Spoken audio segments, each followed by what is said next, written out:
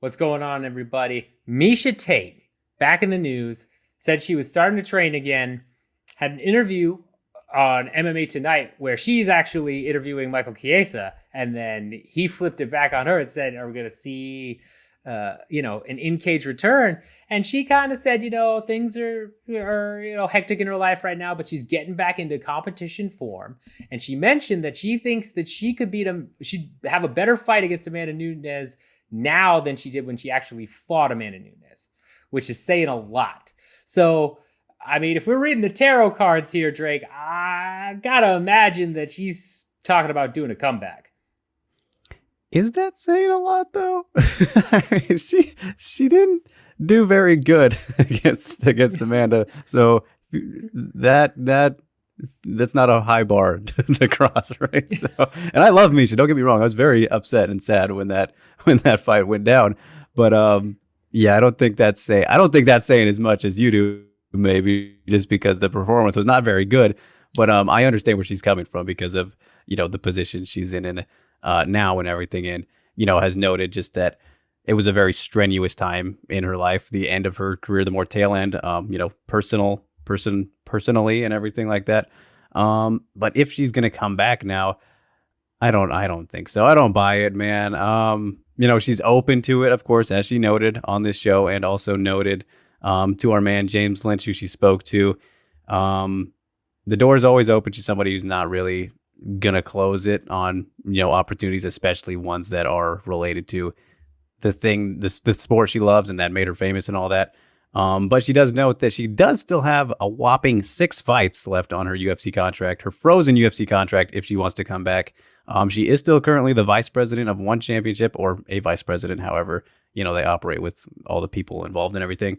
So if she was to come back at the moment, it would have to be for the UFC. I imagine that they'd probably release her if she did decide to come, if they wanted to work something out. I mean, the UFC isn't usually too douchey about that. At least it seems like they're not, when people want to come back. Like we've seen it with some people in the past who I'm blanking on. I mean, Frank Mir didn't retire before he went to Bellator. Like I'm pretty sure there have been some cases where they've let people walk who were kind of surprising.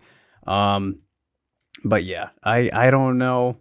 A grappling return, if you want to call it a return, because she did grapple Jessica I think it was like a month after her retirement fight against Raquel Pennington. So, and that was at Submission Underground 2, this very second show. That seems fairly likely. She's interested in doing that against Cyborg, which would be awesome. Cyborg's interested in that too.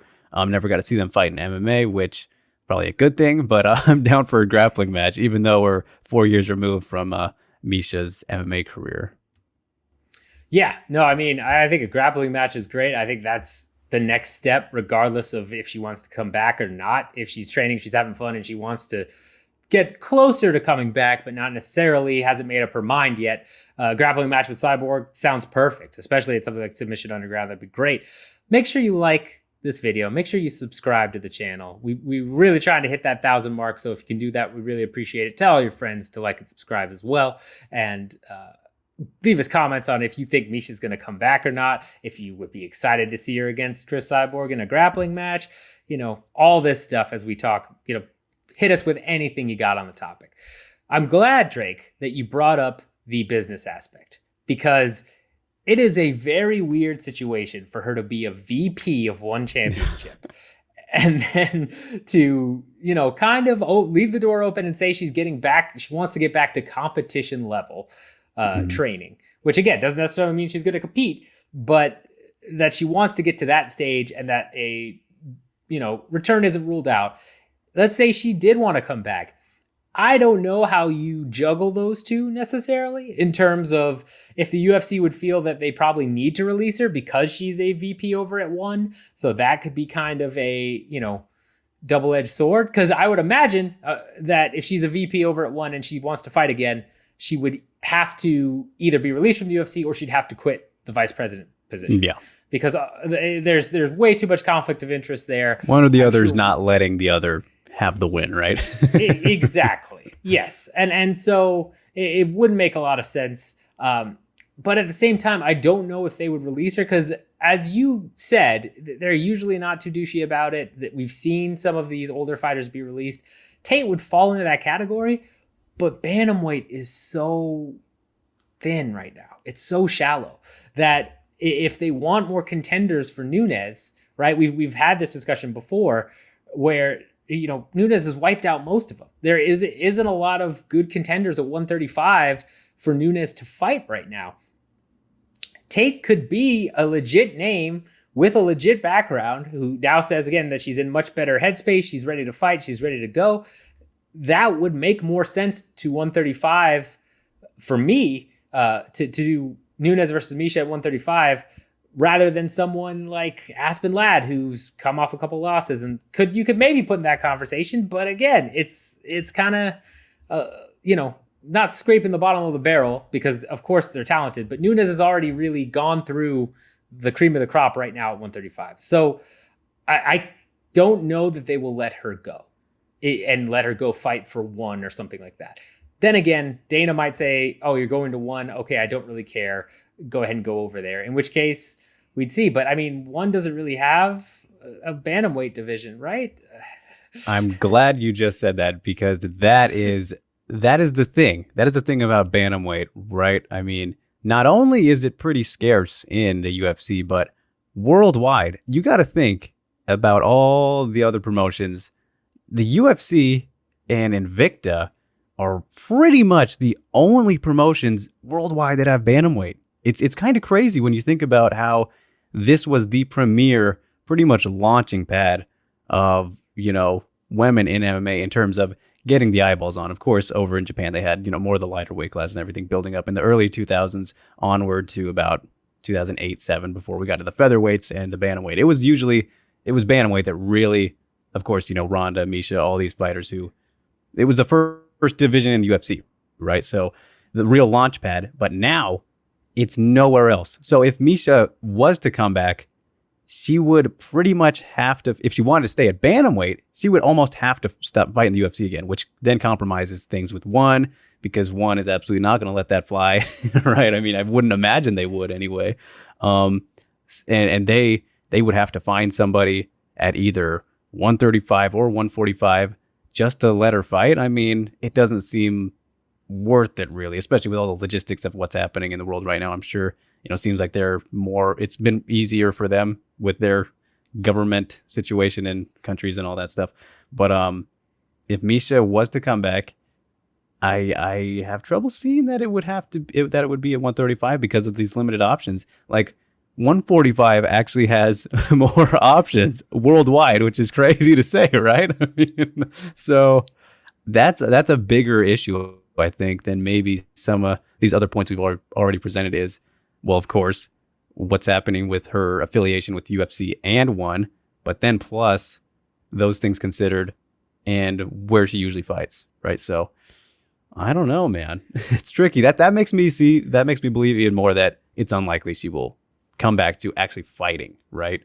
Because of unless something goes wrong, she leaves ONE. That's pretty much the biggest part. She has to leave ONE if she's serious about fighting again.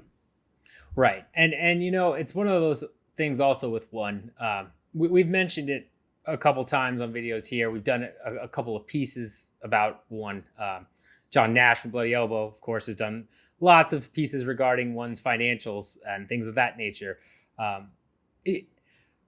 What position she actually has at ONE, whether it's, you know, a VP where she's doing a lot of corporate stuff, or it's kind of just a title where she does things, but it's still kind of more of an honorary title in terms of not being an actual vice president, like doing what a vice president would do. Kind of promoting, right? Yes, because exactly. she's moving back to Vegas, right? She was in Singapore for like a year. Yes. And so she is moving back to Vegas. And so that's also another piece of this is you had ONE do a bunch of internal cuts, right? You had them cut staff. You had them, you know, cut people involved with events. And I wouldn't be shocked if, based on the revenue numbers that come out for their latest revenue for 2019, which has still been delayed because of the pandemic, if they don't have higher losses, as Chachi Citradong said himself, he expects to be, you know, profitable by November of 2021. So I would assume he's still operating at a loss. If they're paying Miesha a specific amount of money to promote, I could see her being one of the cuts, especially if she wants to come back and fight. So that might be an amicable parting of, hey, yeah, sure, let's do this for now, and then maybe in a couple of years, let's pick it back up again. Could definitely see that. But yeah, as long as she stays with one, there's no way this really happens that I can see. Unless, again, she's going to cut weight, down to 125, or she's going to try and fight at 145, which could happen. But even then, she's still got to get released from the UFC, and there's no guarantee that will be something Dana wants to do, given how shallow it is for Amanda Nunes as the champion right now. So a lot of moving parts in this one. It's, if I had to put a number on it, I'd say probably 20% she comes back. I feel like that's fair, given that she said she's upping her competition level, given the little hint she's dropped. I think there's definitely some interest, or at least a thought in the back of her mind, but I don't think she's ready to commit to that anytime soon either. I'd probably at least a year away.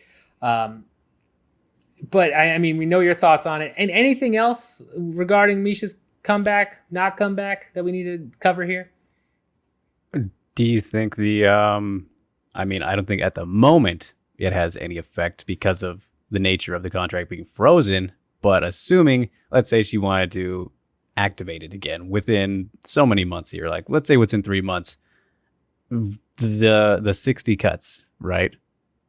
I mean, that's pretty much a null and void. Like, it doesn't, why not make her one of the cuts because hasn't been fighting, right? Like, does that make a difference, you think? Well, with that considered, it might. It's hard to say, right? Yeah, it's hard to say, but I would lean, thinking about it now, because that's a very good question. Mm-hmm. Thinking through it, though, I would say probably not.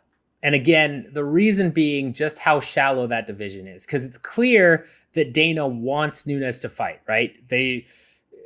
When Nunes talked about maybe retiring, he said, I'm going to kill her because we just decided to put a bunch of marketing behind her, and we're really now promoting her and doing what they honestly should have been doing since she won the belt. Yeah. But I mean, he says, yeah, now we're pushing this along. We're going for this. So he's already invested a fair amount of money in Nunes, and he wants Nunes to keep fighting. And the best fights that are going to get more eyeballs on Nunes and kind of raise Nunes' stock at this point are going to be against named people. And we know Ronda's not touching this with a 10-foot pole coming back.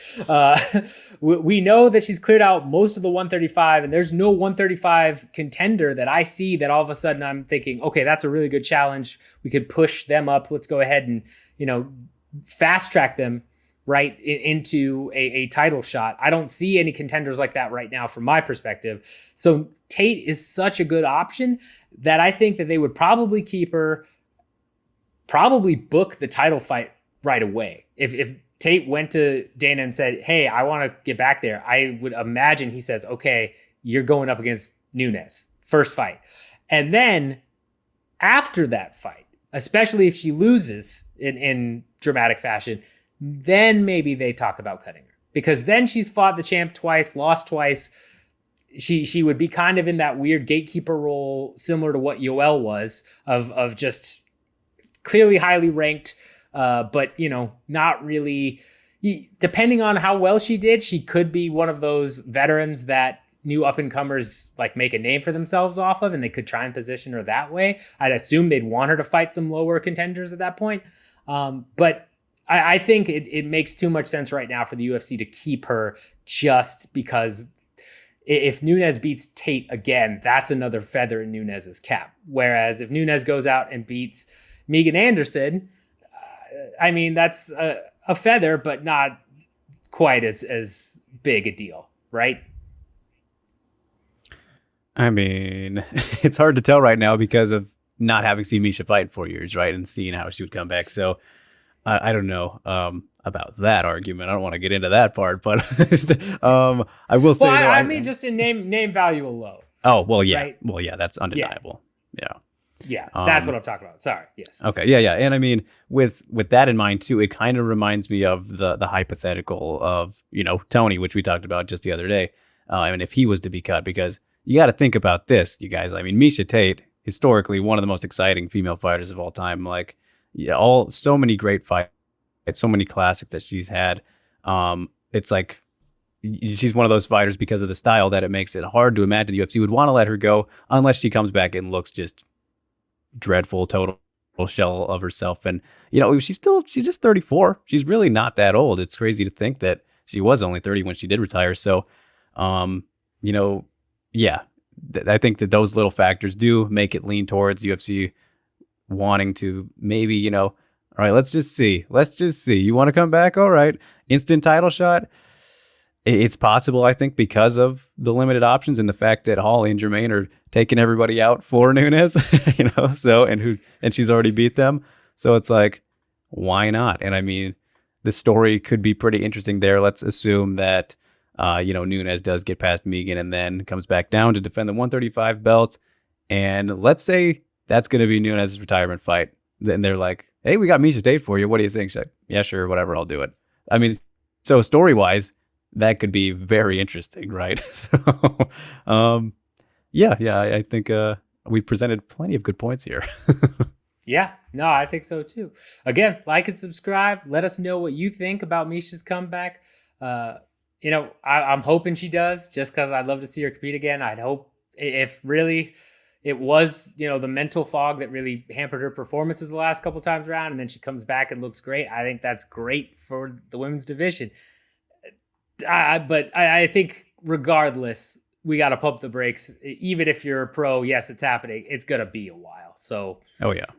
Eat some But cupcakes. that Cyborg matchup, I think that we could see that sooner than later.